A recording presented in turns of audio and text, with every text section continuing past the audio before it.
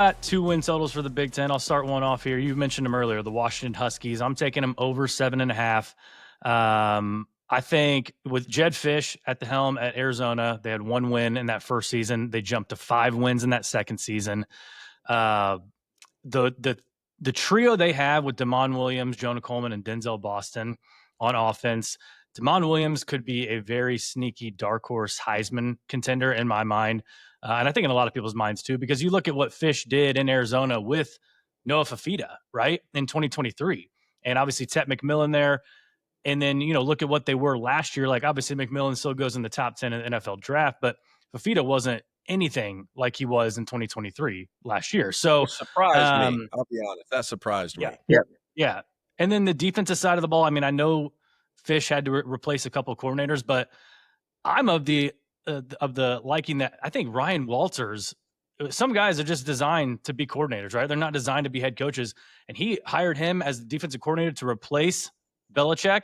And I think that's actually an upgrade in my mind. Like I have all the respect for Steve Belichick in the world, but I think Ryan Walters is a phenomenal defensive coordinator for what he did at Illinois a couple of years ago too, and what he did with that defense.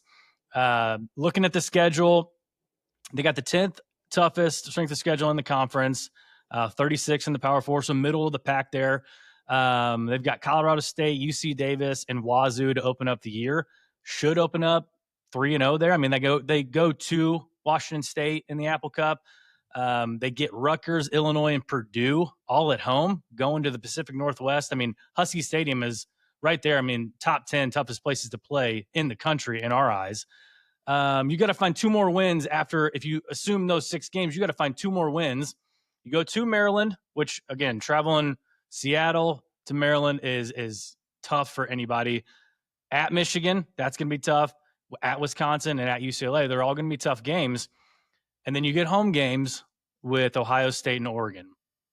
I actually think they're going to get one of those games. They're going to upset either Ohio State or Oregon at home. I just think, they're going to have some momentum, especially with that Ohio State game. Ohio State, that's a tricky stretch for them in the schedule. And so having to fly all the way West Coast to Seattle to play the Huskies. And, we saw what obviously Oregon was a better team last year, but you saw how they performed in Autzen last year. And it's just a new venue for them.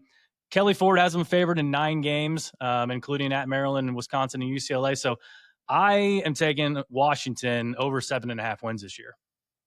Well, I think you're onto something with the Washington over 7.5. As far as beating either the Buckeyes or Oregon, that certainly is a bold prediction. But remember, year one after this conference expansion, teams that had to go multiple time zones either direction really struggled. I don't have the stats right off the top of my head, but for a while there, they were like 4-14 or 4-16 or something crazy like that when teams had to go all the way across the country, which, shocker. How do we not think, that was going to, factor into the quality of ball we're playing during conference expansion? But either way, that's a whole different episode.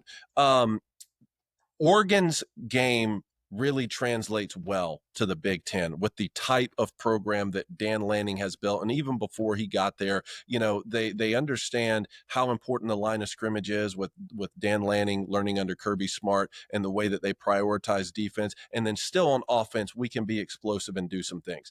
USC, on the other hand, in the current state that it is under Lincoln Riley, I do not think translates that well to the Big Ten. Would have been much more suited to the Pac-12 or how he was when he came from Oklahoma in the Big 12 with the style of offense that he runs, and he hasn't been able to figure out the defensive side of the football. Unlike the USC teams that I had to play against in the Rose Bowl when they got Brian Cushing running around and they have monsters all over the field and Pete Carroll's just laughing his butt off over there because he knows he can beat you with his defense or his offense. That USC team would have translated to the Big Ten pretty well. Not right now. So back to the Washington point, is Washington going to be more like Oregon? And that program, the way it is right now, translates well to the Big Ten? Or are they going to be more like USC, where when you find yourself having to go to Ann Arbor or to Columbus or to Happy Valley or even up to Camp Randall late in November, can you win those type of football games in multiple ways? And so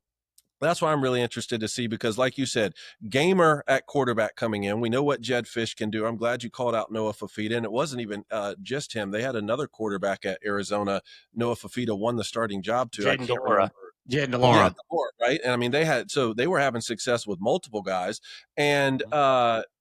I know they can do that part. And even with Will Rogers, right? Like you saw what they were capable of in a year after Washington lost everything. Not just your entire coaching staff goes to Alabama, but Michael Penix Jr. goes first round. You got multiple wide receivers going first round, and still you were able to see Jed Fish come in and put something together that resembled a program that can have success in the league. Again, will it be more of the USC variety? And look, they may have success too this year. I'm not saying they won't, but more of the Oregon variety, which they came in and won the league in year one.